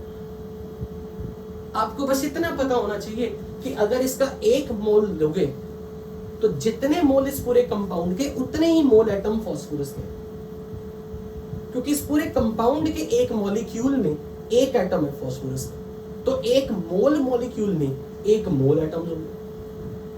तो जितने मोल पूरे कंपाउंड के उतने ही मोल एटम फॉस्फोरस के, और जितने मोल एटम फॉस्फोरस के वही सोडियम फॉस्फेट से आ रहे हैं। तो सोडियम फॉस्फेट का मास ले लिया x divide by it's molecular mass, इसके मोल आ गए, multiply by atomicity of phosphorus, तो मोल एटम ऑफ फॉस्फोरस आ गए। इक्वेट कर दो, इसका मास मिल जाएगा Na3PO4 का। अगर पूरे मिक्सचर में आपको मास मिल गया Na3PO4 का तो 5.6 से डिवाइड करके इंटू 100 कर दो, इसकी परसेंटेज मिल जाएगी। बोलो सिंपल क्वेश्चन है कि टफ लगा, व्हाट डू यू थिंक। तो ये जेईई एडवांस में इस तरह के क्वेश्चन आएंगे, और बच्चे सिर्फ इसलिए छोड़ देते हैं अरे यार उन्होंने नाइट्रिक एसिड बोला, अमोनियम मॉलिब्डेनेट बोला, पता नहीं क्या बनेगा, येलो पीपीटी किसके बनेंगे, हमें उससे क्या लेगा देना। हमारे माइंड में तो बस इतना पता होना चाहिए कि इसके एक मोल में एक ही फॉस्फोरस का मोल है, तो जितने मोल भी इसके होंगे उतने मोल एटम फॉस्फोरस के। Is that clear.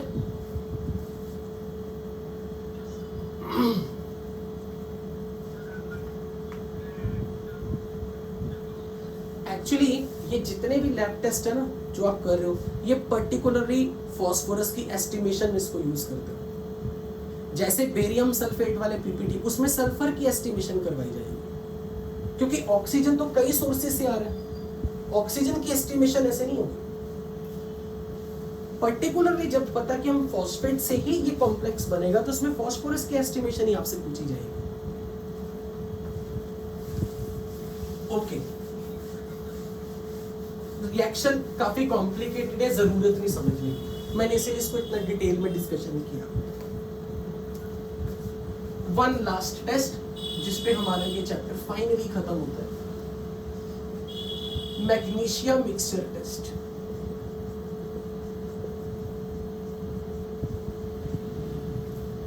JEE Advance में इस पे क्वेश्चन आया था, ये भी फॉस्फेट का ही लैब टेस्ट है। पहले तो मैग्नीशियम मिक्सचर होता क्या है, ये जेईई मेंस का क्वेश्चन बन सकता है, what is magnesium mixture.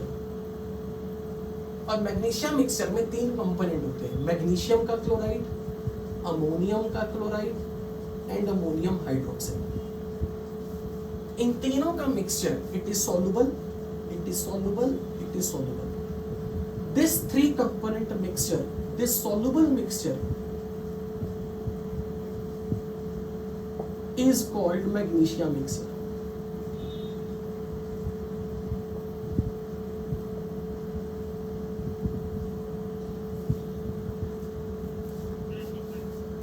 MgCl2। तो अगर मेरा कोई soluble phosphate है, soluble phosphate, इस soluble phosphate में अगर मैंने ये मैग्नीशियम मिक्सचर डाला,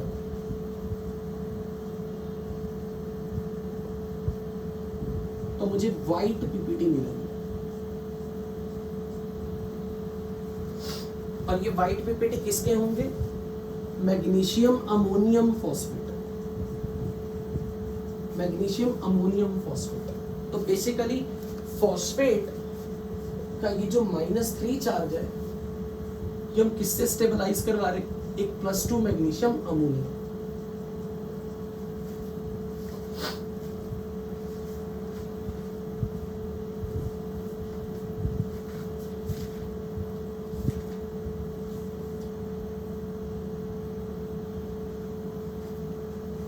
सो मैग्नीशियम अमोनियम फॉस्फेट के व्हाइट पीपीटी मिलते हैं। This is really really important test, क्योंकि ये आने वाले टाइम में क्वालिटेटिव एनालिसिस में मैग्नीशियम का कंफर्मेटरी टेस्ट बनेगा। तो मैग्नीशियम का कंफर्मेटरी टेस्ट और फॉस्फेट का कंफर्मेटरी टेस्ट दोनों के लिए ये यूज किया जाता है, ये रिएजेंट। तो मैग्नीशियम मिक्सचर आपको पता होना चाहिए, मैग्नीशियम का क्लोराइड, अमोनियम का क्लोराइड और अमोनियम हाइड्रोक्साइड। एक्चुअल में अगर कोई पूछे हमसे अमोनियम हाइड्रोक्साइड क्यों डाला जा रहा है, वो एक्चुअली इसलिए डाला जा रहा है, हम ना ये नहीं चाहते कि मैग्नीशियम 2+ OH के साथ मिलके इसके पीपीटी बना, इसलिए हम OH- की कंसंट्रेशन एक्सेस में नहीं रखना चाहते, इसलिए वीक बेस डाला जा रहा है। और वैसे भी आयनिक इक्विलिब्रियम में आपने पढ़ा था, ये बेसिक बफर है। तो एक्चुअली इस सॉल्यूशन की पीएच इतनी रखी जाती है ताकि OH- की कंसंट्रेशन इतनी ज्यादा ना हो जाए ताकि इसका QSP इसके KSP को एक्सीड कर दे। इसलिए यहाँ पर मैग्नीशियम हाइड्रोक्साइड के पीपीटी कभी नहीं मिलेंगे। तो फिर प्रॉब्लम ये हो जाएगी, एक्चुअल में क्या है, क्योंकि मुझे इसके पीपीटी बनाने, इसके पीपीटी बनाने के लिए सॉल्यूशन की एक सर्टेन पीएच होनी चाहिए। वो पीएच रिक्वायर करने के लिए हम वीक बेस डालें। अगर मैंने बहुत ज्यादा स्ट्रॉन्ग बेस कर दिया तो फिर मैग्नीशियम हाइड्रोक्साइड बना देगा।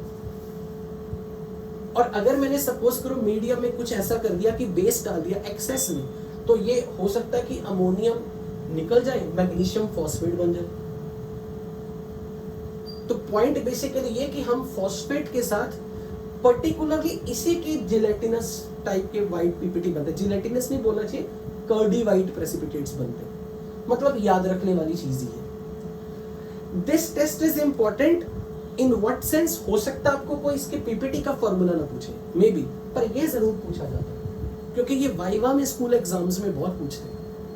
कल को जब आप प्रैक्टिकल्स करोगे और कभी वाइवा में एग्जामिनर पूछेगा तो वो ये पूछता है मैग्नीशियम मिक्सचर में कौन से 3 कंपोनेंट है, मैग्नीशियम का क्लोराइड, अमोनियम का क्लोराइड एंड अमोनियम हाइड्रोक्साइड, और ये मिलेंगे white PPT of magnesium ammonium phosphate. In short जितने भी हमने ये टेस्ट किए हैं इसमें से जो सबसे इंपॉर्टेंट टेस्ट है वो ये अमोनियम मॉलिब्डेट टेस्ट, अमोनियम फॉस्फोमोलिब्डेट के canary yellow precipitate, Canara bank के नाम से याद रखिएगा। तो यहाँ पे जाके हमारा चैप्टर पूरा खत्म होता है।